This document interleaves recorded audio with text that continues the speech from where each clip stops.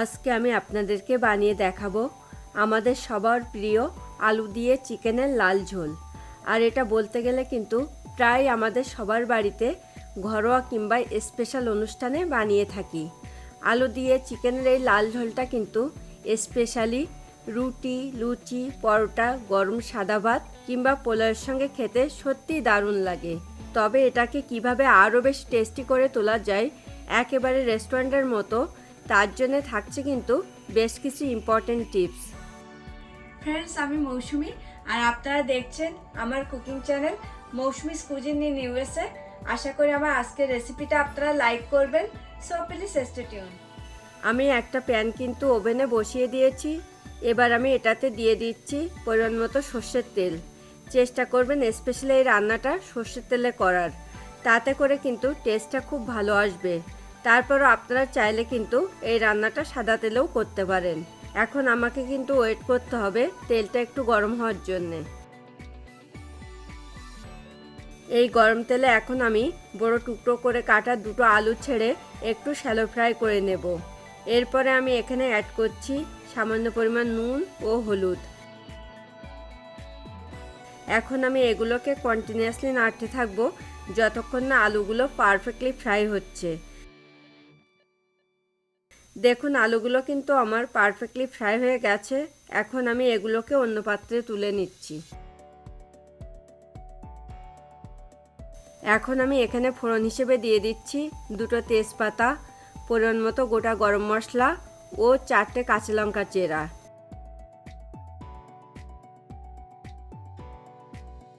এরপরে আমি এগুলোকে নাড়তে থাকবো যতক্ষণ না ফোড়নটা থেকে খুব সুন্দর একটা স্মেল বেরোচ্ছে। স্পেশালি এই রান্নাতে যদি কাঁচা লঙ্কা ফোড়ন দেওয়া হয় তাতে করে কিন্তু চিকেনের ঝোলের টেস্টটাকে অনেক গুণে বাড়িয়ে দেয়। ফোড়নটা থেকে কিন্তু অলরেডি খুব সুন্দর একটা স্মেল চলে এসেছে।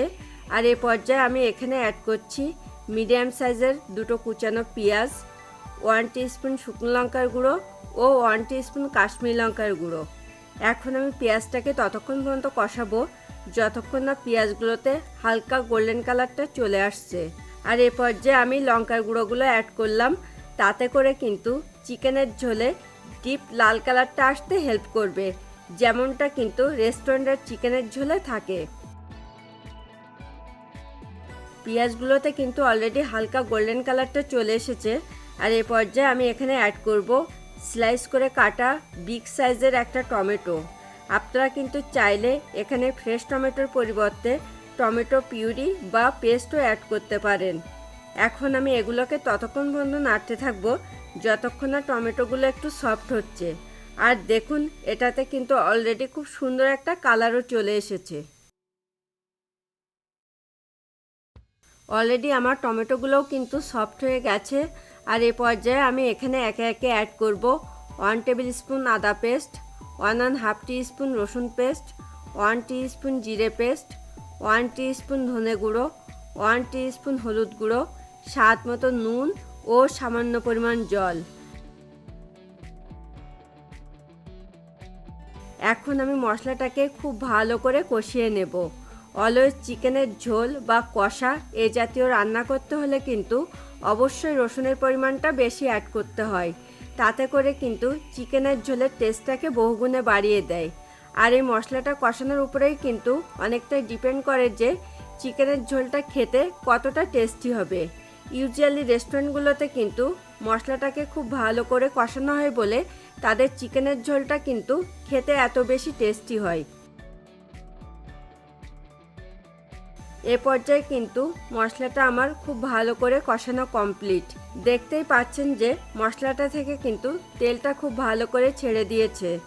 আমি এখানে অ্যাড করছি 1 কেজি মতো চিকেন। এরপরে আমি চিকেনটাকে এমনভাবে কষিয়ে নেব যাতে করে চিকেনের যে একটা নিজস্ব স্মেল আছে সেটা যাতে চলে যায়। চিকেনটাকে যদি ভালো করে কষানো না হয় তাহলে কিন্তু চিকেনের সেই স্মেলটা থেকে যাবে, তাতে করে কিন্তু চিকেনের ঝোলটাও আর খেতে ভালো লাগবে না। চিকেনটা কষানোর মাঝপথে আমি এখানে অ্যাড করব দুটো গোটা রসুন ও সেই ফ্রাই করে রাখা আলুগুলো। আবারও আমি এটাকে কষিয়ে নেব আনুমানিক আরও 10 মিনিট মতো। যে কোনো মাংসের ঝোলে কিন্তু গোটা রসুনটা দিলে সেটা খেতে কিন্তু আমার তো খুব ভালো লাগে। তবে আপনারা যদি এটা লাইক না করেন তাহলে কিন্তু স্কিপ করে যাবেন, কারণ এটা একেবারেই অপশনাল। এটা কিন্তু আমার কষানো প্রায় কমপ্লিট। এ পর্যায়ে আমি এখানে অ্যাড করব 3 টেবিল স্পুন ফ্যাটানো ইয়োগার্ট বা টক দই। আর ইয়োগার্টটা অ্যাড করার সময় কিন্তু অবশ্যই ওভেনের ফ্লেমটাকে লোতে করে দিতে হবে, তা নাহলে কিন্তু ইয়োগার্টটা কেটে যাওয়ার চান্স অনেক বেশি থাকবে। তাতে করে কিন্তু চিকেন কারিটা দেখতেও আর ভালো লাগবে না। এরপরে আমি এখানে অ্যাড করছি থেতো করা 5 কোয়া রসুন। এই রসুনটা অ্যাড করার ফলে কিন্তু চিকেনের ঝোলের টেস্টটাকে অনেক গুণে বাড়িয়ে দেবে। আমার আজকের এই রেসিপিটা আপনাদের ভালো লাগলে কিন্তু প্লিজ ভিডিওটাতে একটা লাইক এবং কমেন্ট করতে অবশ্যই ভুলবেন না। এ পর্যায়ে কিন্তু আমার চিকেনটাকে খুব ভালো করে কষানো কমপ্লিট। এখন আমি এখানে অ্যাড করব পরিমাণ মতো জল। আপনারা যদি এটা একটু চটজলদি রান্না করতে চান সেক্ষেত্রে কিন্তু প্রেসার কুকারও ইউজ করতে পারেন, তবে প্যানে রেখে চিকেনটাকে রান্না করলে কিন্তু তার টেস্টটা অনেক বেশি ভালো আসে। এ পর্যায়ে আমি সব কিছুকে খুব ভালো করে মিশিয়ে নিয়ে এটাকে ঢেকে দেব যতক্ষণ না চিকেন ও আলুগুলো খুব ভালো করে সেদ্ধ হচ্ছে।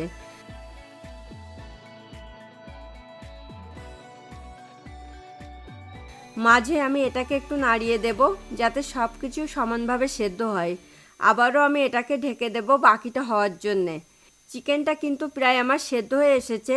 আর এ পর্যায়ে আমি এখানে অ্যাড করছি হাফ টিস্পুন গরম মশলার গুঁড়ো ও হাফ টিস্পুন ভাজা জিরের গুঁড়ো। এবার আমি সব কিছুকে খুব ভালো করে এটার সঙ্গে মিশিয়ে নিচ্ছি। এ পর্যায়ে একটু ভাজা জিরের গুঁড়ো অ্যাড করলে কিন্তু চিকেনের ঝোলের টেস্টটাকে অনেক গুণে বাড়িয়ে দেয় এবং চিকেনের ঝোলের ডিপ লাল কালারটা আসতেও খুব হেল্প করে। আবারও আমি এটাকে ঢেকে দিলাম বাকিটা হওয়ার জন্যে। চিকেনটা কিন্তু আমার সেদ্ধ হয়ে গেছে। আর এ পর্যায়ে আমি এখানে অ্যাড করছি 4টে কাঁচা লঙ্কা চেরা, ঝালের জন্য নয়, জাস্ট সুন্দর একটা স্মেলের জন্যে। এরপরে আমি এখানে অ্যাড করলাম পরিমাণ মতো কুচানো ধনেপাতা। আপনারা যদি ধনেপাতাটা লাইক না করেন তাহলে স্কিপ করে যাবেন, কারণ এটাও অপশনাল। এখন কিন্তু আমি ঝোলটাকে এর থেকে বেশি শুকাবো না, কেননা পরে কিন্তু আলুগুলোতে বেশ কিছুটা ঝোল টেনে নেবে। এখন আমি ওভেনটা অফ করে দিয়ে এটাকে স্ট্যান্ডিং টাইমে 5 মিনিট মতো এভাবে ঢেকে রাখবো। আমার আলু দিয়ে চিকেনের লাল ঝোলটা কিন্তু রান্না হয়ে গেছে। আর আপনারা দেখতেও পাচ্ছেন যে এটা কিন্তু দেখতে একেবারেই রেস্টুরেন্টের চিকেনের লাল ঝোলের মতোই হয়েছে। এখন আমি এটাকে পরিবেশনের জন্য সার্ভিং বোলে তুলে নেব। ফ্রেন্ডস, আপনারা যারা প্রথম আমার চ্যানেলটাতে ভিজিট করছেন প্লিজ আমার চ্যানেলটাকে সাবস্ক্রাইব করুন। খুব তাড়াতাড়ি আবার দেখা হবে নতুন কোনো রেসিপি নিয়ে। Thanks for watching this video.